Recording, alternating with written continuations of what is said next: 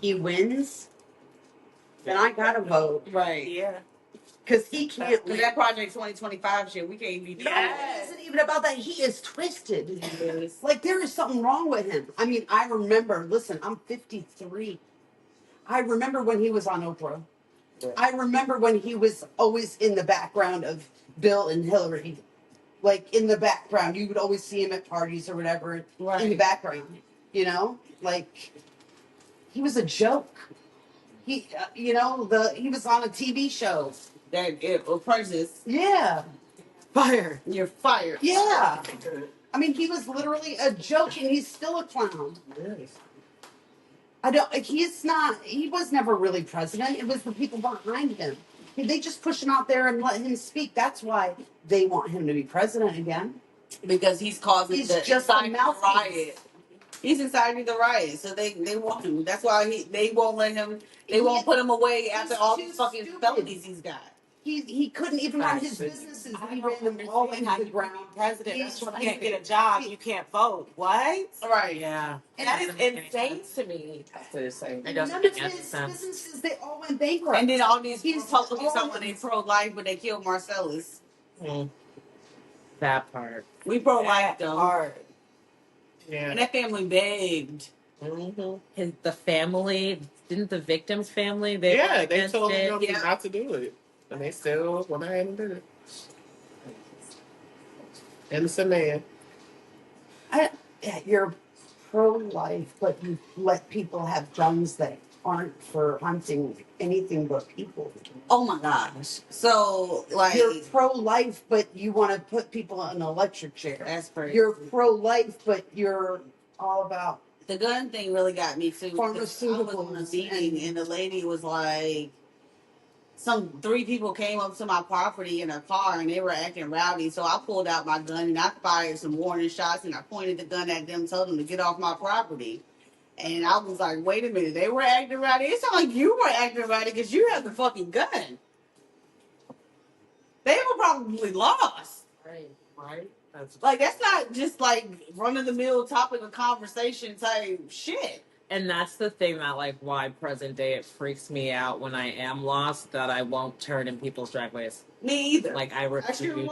I was just one who knocked on the wrong door. I was just thinking about that. Yeah, the one that was just thinking about that. He's literally just looking for his little brother, and that man shot him. And that's why I got so pissed off with the post that I posted, and that's why I was trying to get that man to understand. What post? That post about the doll and the cotton and the book and all of that. The Blackie book. What happened? They don't know what happened. I told them we talked about that earlier. I know, but they don't know. We're recording the podcast. Oh, right now? Oh shit. Preface. What happened with your post? I had a post on Facebook because I went to work. I'm a caregiver, and I was taking care of the man, and he had some Trump pictures. Okay, fine. Whoever you want to vote for is fine in your home. That's what you do. And then there's cotton, literally on the stick in the bathroom, and then I see a blackface doll with a little apron on her, hair tie on the windowsill, and a book. Not in the bookshelf, on the bookshelf. It was on the bookshelf, but facing the world, so everybody can see. This book's called Blackie. It has a cat on there, black cat, and I can guarantee you, this book's not about a black cat. Yeah, based off of when it was made. That's crazy. And the fact that they're just still Trump, they just have all of these artifacts still. And that's the thing that's wild, because it's they have these ones that are out in the open. But 9 times out of 10, you're gonna have the Confederate flag in the basement somewhere that you can't see. But I'm surprised that they didn't even have you see it, because they're just leaving things out for you to find at this point. But right. I don't like it. That's crazy. It's insane that it's still racism right now. What? But definitely, especially being in 2024. But you can't be surprised when you have a candidate that's running that's pushing the rhetoric. How are you going to sit there on national TV and tell people that the Haitians are eating dogs and cats? They're eating people's pets. Yeah. And what? what? It's insane. And people are just sitting there eating that shit up like it's true. Like, what? Terrorizing now the Haitian community, and with the Haitian community, it's not just that, it's like they're going for black people at this point. Yeah. Like, how are you gonna sit there and differentiate? Every nation of black. Thank you. So it's like, what? But like, I don't know. I feel like the people who are just like blind to that, blind to seeing color as a whole, are the ones that are racist. And like, you Right. can't like, Right. what? And it ties into so many facets because, like, me as a quote unquote light skinned black woman, I get a lot of favoritism. I ain't gonna lie, I get a lot of favoritism because I can put on that voice. I can have that executive Negro look. You know what I mean? Like, and put on for my city when I need to, and then I can be how I need to be over here too, right? And what is quote code switching? Is that what it's called? Code switching. That term code switching, but it's just like I just know my place in certain arenas and I have to act accordingly. Like I'm not gonna go with a prolific expository sermon on, the Episcopal of John when I'm going to the hood. You know what I mean? That's not the kind of audience I'm trying to target right now. Yeah. So, and like the time when I've experienced the racism thing so much, and then the sexism thing. Like just because I'm an attractive black woman, a lot of these clients think that they can push up on me. You know what I mean? They think I'm here for something else. That's not dementia. That's crazy. I'm not Sally Hemings, okay? So You gotta I don't know. I can definitely agree though, because people. I mean, off rip, like growing up, just based off of my maiden name, my first and last name always has just not been quote unquote black. And then growing up in the suburbs of Massachusetts, obviously this is who I am, but on the phone now, or even on the podcast, like you wouldn't guess that I'm black. And Mom said that this morning. well, That when we first started talking, she didn't know, she couldn't see that you're black. She I mean, see people a don't picture think and it was Brandon's like, black oh, too when I talk okay, about you're Brandon. right. They're like, she's black. I'm weak, yeah. And see, but I've gotten that my entire life now. So moving down south and working for said store selling Confederate flags, Oh yeah. the online community, they didn't know. So when they would call the store now, they wouldn't know that I was black. So all of like the racist nonsense that they would feel comfortable spitting to their buddy down the street, they were telling me on the phone, and it's just like, sir, if you only knew that you're telling this to a black girl, like, what? Right. And I feel like I needed to be put in that situation, and I know that like everyone, when I like tell them that I sold Confederate flags online, they're like, what? Like, no, jaw drops. But I feel like I needed to see that because the racism in Massachusetts and the racism down south are two different racisms. Right. If that makes sense. It's a little I'm from Connecticut. See? Yeah. So it's just like, at least, I guess you can say down here, at least they're like, for the most part, upfront about it. So like that person in Richmond with their artifacts just out in the open, at least they're like telling you like, hey, This is who I am. we don't like y'all. We're not messing with y'all like that. Whereas in Massachusetts now, they'll befriend you and you'll think that they're like for you and they like you and you're like, team you. All the while there's like a group chat with like the monkey talking shit. Like, so it's just, I don't know. But no, I needed to, I had no idea. And to see the flags that everyone would buy. So it's like they're buying the Confederate flag, but then they're also buying the Second Amendment flag, and then they're buying the Trump flag, and then they're also buying the thin blue line flag. And then let's go Brandon flag, can't forget that one. I'm weak, so it's just like, but like they're comfortable, and just looking at the order, and we got mad orders. Like it wasn't like they weren't sleep, like people were straight buying this shit.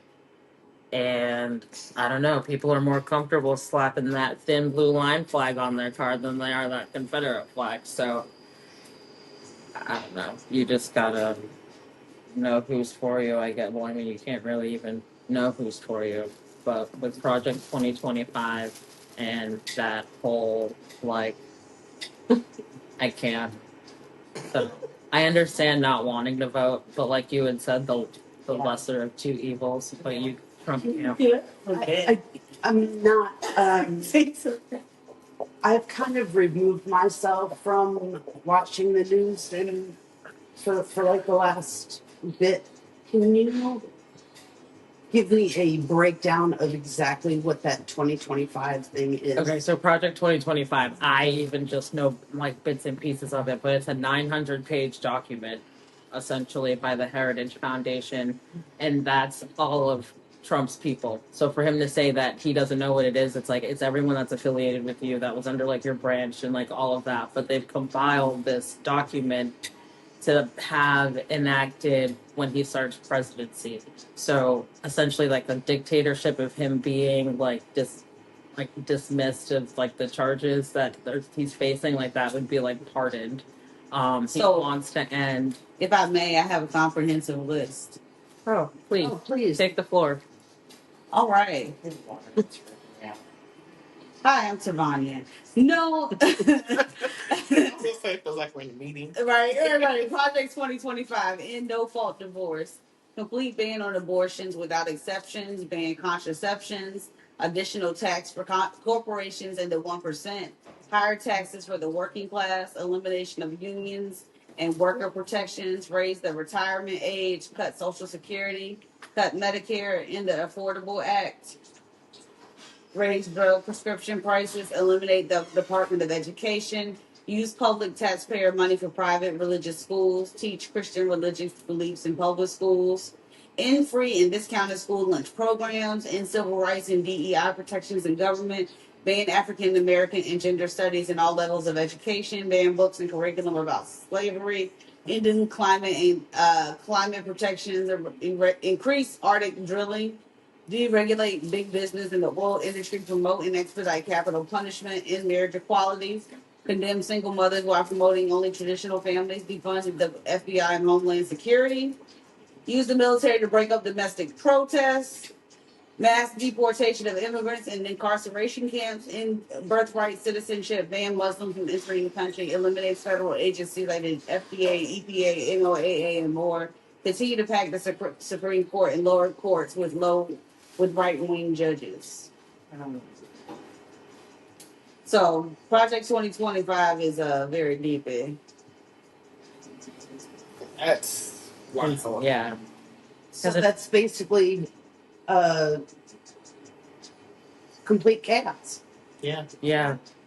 Which is why There's no you need to there's no police, there's no it's just that's the military taking over government.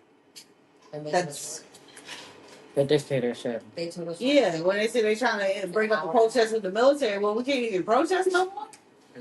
Yeah, What is because America built on? No, because that's him trying to pardon, I guess you can say, everyone that got in trouble for January, what was it, January 6th? 5th? Yeah, At the, insurrection. yeah. That's what ties into that. So it's like, no. but Definitely. that said the end of the education system, the end of Homeland Security. Yeah. end of there's no positive. there's nothing. No. But the That's- thing, but it's like, and if you sit back and like look at where we are progressively now, it's already starting. Like Virginia's the only state, the only southern state that you can have an abortion for the time being right now. In terms of education, they're trying to make it like a conservative state, so they're implement like you have to read the Bible now in public schools. America's a melting pot. Like, how are you going to force everyone to read the Bible when not everyone's Christian? I completely agree because I am not. So it's just I believe in God, but I don't believe in organized religion. Right. I just, whether or not you call him Allah or Jesus or whatever, it's still all one thing. Yeah. It's love. Yeah. That's what it should be. There's too much drama in church. Right about it. It is. Trust me. I know what That's not God. my ex-husband was a preacher. Oh. He's in prison. Oh. I mean, I think a lot about that. if you love it, I love it for you. Yeah, no, but you But ain't that's you just ain't not telling me. me no nothing. Yeah, no, I completely I'm just saying, understand. No, okay, yeah, no, I completely understand. I get it. If that's what makes you You're happy, happy, then you're yeah. happy. But just Don't don't. force it on the others. Yeah. Exactly, and that's what they're trying to do. So yeah, I can't. There's just so much, and there's just so much too that like I personally would be like being a black female would be affected. A black female in a biracial marriage, like my husband, you know, a biracial marriage, an interracial marriage. My husband's white. We've got biracial children, and they're trying to nullify that with Project 2025. So our marriage wouldn't be deemed legal, like it wouldn't be a thing anymore. So it's like backtracking on everything in terms of civil rights because I don't even know if people like want to acknowledge it, but the LGBTQ movement right now is the same thing that black people fought. Civil rights movement. The civil rights movement. Yeah. So, If anybody should understand their plight, we should. Thank you. Anybody, Literally. like, I don't even understand why there are families who would disown their children in the black community. When if anybody should understand that, we should. There is no way you can turn your child away, and you know, like that's awful.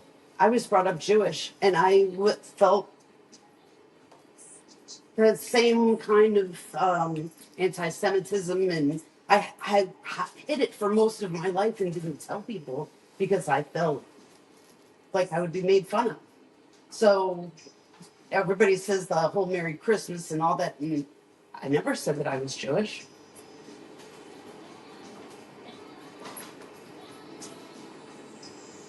Everyone should just be able to like just be free and comfortable, just being like who they are and not feel like they have to limit or restrict themselves based on the opinion, essentially the opinion or like what other people are gonna, you know, just how you're received.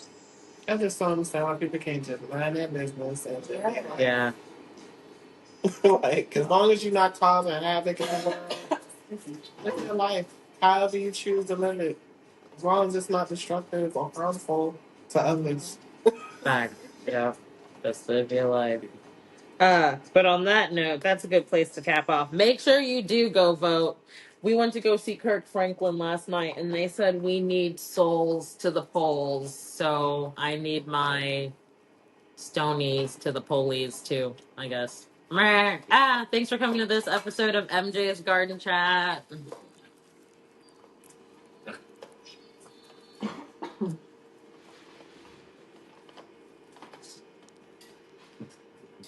I keep forgetting this water in my drink. What the hell? I keep expecting a flavor. And you drink it and you get that water taste.